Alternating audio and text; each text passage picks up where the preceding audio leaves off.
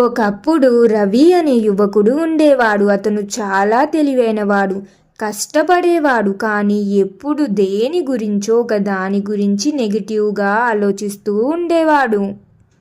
ఏదైనా పని మొదలు పెట్టే ముందే నేను ఖచ్చితంగా ఫెయిల్ అవుతానేమో, లేదా ఇది నా వల్ల కాదేమో అని అనుకునేవాడు. ఈ ప్రతికూల ఆలోచనల వల్ల అతను తన సామర్థ్యాన్ని పూర్తిగా ఉపయోగించుకోలేకపోయేవాడు. ఒకరోజు రవి ఒక ముఖ్యమైన ప్రాజెక్టును పూర్తి చేయాల్సి వచ్చింది. అది అతనికి మంచి భవిష్యత్తును ఇచ్చే అవకాశం. కానీ ఎప్పటిలాగే అతని మనసులో సందేహాలు మొదలయ్యాయి. నాకు అంత అనుభవం లేదు, నేను దీన్ని చెడగొడతానేమో, మిగతా వాళ్ళంతా నాకంటే గొప్పవారు, నాకంటే తెలివైన వారు, వారు ఇంకా బాగా చేస్తారేమో, ఈ ప్రాజెక్టు చాలా కష్టం, ఈ ప్రాజెక్టు చేసిన తర్వాత నన్ను అందరూ చూసి అపహాస్యం చేస్తారేమో. ఈ విధంగా నెగిటివ్ ఆలోచనల వల్ల అతను ప్రాజెక్టు మొదలు పెట్టడానికి కూడా భయపడ్డాడు. ఎంత ప్రయత్నించినా అతని మెదడు ఆందోళనలతో నిండిపోయింది. అయితే మరుసటి రోజు ఒక పండుగ జరిగింది. ఈ పండుగ రవి గ్రామంలో ప్రతి సంవత్సరం ఆశల పండుగ అనగా ఫెస్టివల్ ఆఫ్ ఓప్స్ అనే ఒక గొప్ప ఉత్సవం జరిగేది. అయితే ఆ పండుగలో మంచి మంచి మోటివేషనల్ మాటలు మాట్లాడుకునేవారు. అందుకుగాను గ్రామంలోని వృద్ధులలో అత్యంత జ్ఞానవంతుడైన వెంకటరావు అనే తాత ఉపన్యాసం ఇచ్చేవారు. ఆ రోజు కూడా ఆ తాత ఉపన్యాసం ఇస్తున్నారు. అందుకే రవి తన సమస్యను పరిష్కరించుకోవాలని ఆశపడి తన మనస్సును మంచిగా మార్చుకోవడానికి అతడి నెగిటివ్ ఆలోచనలను దూరం పెట్టి తన మనస్సును ప్రశాంతంగా మార్చుకోవడానికి వారు ఇచ్చే ఉపన్యాసాలను వినడానికి అక్కడికి వెళ్ళాడు. అప్పుడు వెంకట్రావు తాత మాట్లాడడం మొదలుపెట్టారు. నా ప్రియమైన పిల్లల్లారా, జీవితం అనేది ఒక తోట లాంటిది. మీ ఆలోచనలు ఆ తోటలో నాటే విత్తనాలు. మీ మనసులో పాజిటివ్ ఆలోచనల విత్తనాలు నాటితే అవి ఆనందం, విజయం అనే పండ్లను ఇస్తాయి. కానీ మీరు నెగిటివ్ ఆలోచనల విత్తనాలను నాటితే అవి భయం, నిరాశ అనే ముళ్ళ పొదలుగా పెరుగుతాయి. అలా తాతగారు మాట్లాడుతూ ఒక మట్టి కుండను పైకి చూపించారు. అందరూ ఎంతో ఆసక్తిగా చూస్తున్నారు. చూడండి పిల్లలు, ఈ కుండలో ఒక రకమైన పూల విత్తనాలను పెట్టాము అనుకోండి. ప్రతిరోజు దానికి నీరు పోయకుండా నువ్వు పెరగలేవు, నువ్వు బలహీనమైన దానివి అని చెబితే అది ఏమవుతుంది? అందరూ సభలో నిశ్శబ్దంగా అయ్యారు. మళ్ళీ తాతయ్య ఇలా ప్రశ్న అడిగాడు. మళ్ళీ అదే విత్తనానికి ప్రతిరోజు నువ్వు అందమైన దానివి, నువ్వు గట్టిగా పెరగగలవు, నీకు కాంతి ఉంది అని చెబుతూ నీరు పోస్తే అది ఏమవుతుంది? అలా తాతయ్య అప్పుడు ఆ ప్రశ్న అడగగానే రవి గట్టిగా అరుస్తూ ఇలా అన్నాడు. తాతయ్య, అది అందంగా బలంగా పెరుగుతుంది. అప్పుడు తాతగారు నవ్వి, చూసారా, మీ ఆలోచనలు కూడా సరిగ్గా అంతే. మీరు చెట్టు పెరగదు అని రోజు నీళ్లు పోయకపోతే అది నిజంగానే పెరగదు. అదే మీరు చెట్టు పెరుగుతుంది అని రోజు నీళ్లు పోస్తూ ఉంటే ఆ చెట్టు బలంగా పెరుగుతుంది.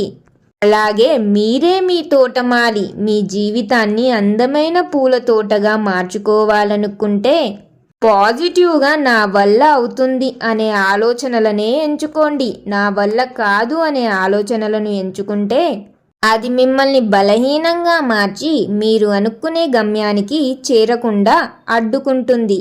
అదే మీరు నా వల్ల అవుతుంది, నేను చేస్తాను అని అనుకొని పాజిటివ్గా ఆలోచిస్తే మీరు అనుకునే విజయాన్ని సాధించవచ్చు. కావున పిల్లలు, నెగిటివ్ ఆలోచనలను రాకుండా నెమ్మదిగా తగ్గించుకుంటూ రండి మరియు పాజిటివ్ ఆలోచనలను పెంచుకుంటూ రండి. మంచి విజయాలను పొందండి అని తాతగారు ఇలా ఉపన్యాసం ఇచ్చిన తర్వాత పిల్లలందరూ చాలా సంతోషంతో చప్పట్లు కొట్టారు.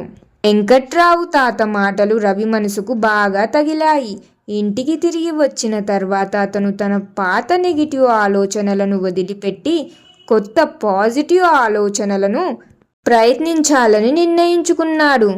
ప్రాజెక్టు గురించి ఆలోచిస్తూనే తన మనసులో ఇలా అనుకోవడం మొదలుపెట్టాడు. నేను ప్రయత్నం చేస్తాను, నేను నేర్చుకుంటాను, నేను దీనిని సాధించగలను, నేను విజయం సాధించే వరకు కష్టపడతాను. ప్రతిసారి ప్రతికూల ఆలోచనలు అనగా నెగిటివ్ ఆలోచనలు వచ్చినప్పుడల్లా దాన్ని బలవంతంగా పాజిటివ్గా మార్చడానికి ప్రయత్నించాడు. మొదట్లో కష్టమైన కొద్ది రోజుల్లోనే అతని మనసు తేలికపడింది, ఉత్సాహంగా మారింది. ఆ పాజిటివ్ దృక్పథంతో రవి ప్రాజెక్టును పూర్తి చేయగలిగాడు. అతని ప్రాజెక్ట్ అద్భుతంగా విజయవంతమైంది. అతని ఆత్మవిశ్వాసం కూడా పెరిగింది. అతను అర్థం చేసుకున్నాడు, తన నిజమైన శక్తి బయట ప్రపంచంలో లేదు, తన మనసులో ఉంది. మనసు ప్రశాంతంగా ఉంటే ఎటువంటి విజయాలైనా సాధించవచ్చు అని అనుకున్నాడు Ravi. Moral of the story, ఈ కథ ద్వారా నేను మీకు తెలపాలనుకున్న నీతి ఏమిటంటే, మీ ఆలోచనలే మీ జీవితాన్ని నిర్దేశిస్తాయి. మీ మనసులో కూడా ఎప్పుడు మంచి పాజిటివ్ ఆలోచనలనే నాటండి. విజయం సాధించినా ఓటమి ఎదురైనా మీరు దాన్ని చూసే విధానం సంతోషంగా ఉంటే మీ జీవితం కూడా సంతోషంగా ఉంటుంది. పాజిటివ్గా ఆలోచించడం అనేది ఒక అలవాటు. మీరు దీన్ని ఎంత ఎక్కువగా సాధన చేస్తే అంత సులభంగా మారుతుంది, అంత మంచి విజయాలను సాధించవచ్చు. మరియు ఒక విషయం, ప్రతి దానిలో పాజిటివ్గా ఆలోచించి ఇది అవుతుంది అని ఓవర్ కాన్ఫిడెన్స్ కూడా ఉండకూడదు. ఏది ఎంతవరకు ఆలోచించాలో అంతవరకే ఆలోచించాలి. మరియు మనకు ఎక్కువగా సందేహాలు వచ్చినప్పుడు, ఏం చేయాలో అర్థం కాని సమయంలో మీకు తెలిసిన వారిని సలహా అడగడం. ఈ కథలో రవి ఎలా చేశాడు? తనకు ఏమీ అర్థం కాని సమయంలో ఉపన్యాసం విని తన మనసును ప్రశాంతంగా మార్చుకుని విజయం సాధించాడు.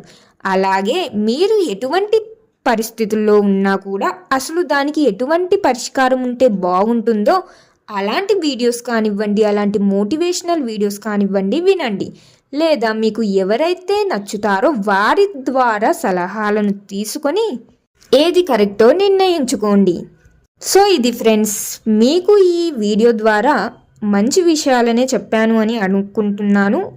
సో ఎక్కువగా నెగిటివ్గా ఆలోచించకుండా పాజిటివ్గా ఆలోచించడం కూడా నేర్చుకోండి. మరి మీకు ఎలా అనిపించింది ఈ వీడియో? మీ మనసుని ప్రశాంతంగా చేసిందా? అసలు ఈ వీడియోలోని కథ విన్న తర్వాత మీ అభిప్రాయం ఏమిటి అనేది కామెంట్స్లో తెలియజేయండి, అక్కడ కూడా మాట్లాడుకుందాం. మరి ఈ కథ నచ్చితే లైక్ చేయండి. మీ ఫ్యామిలీ అండ్ ఫ్రెండ్స్లో ఎవరైతే ఎక్కువగా ఓవర్గా థింకింగ్ చేస్తారో, ఎప్పుడు నెగిటివ్గా ఆలోచిస్తారో, పాజిటివ్గా ఆలోచించకుండా వారికి ఈ వీడియోని షేర్ చేయండి. మరియు ఇంకెన్నో మంచి కథల కోసం ఇప్పుడే మన ఛానల్ని సబ్స్క్రైబ్ చేయండి. ఇంకొక మంచి కథతో మళ్ళీ కలుద్దాం. ధన్యవాదాలు.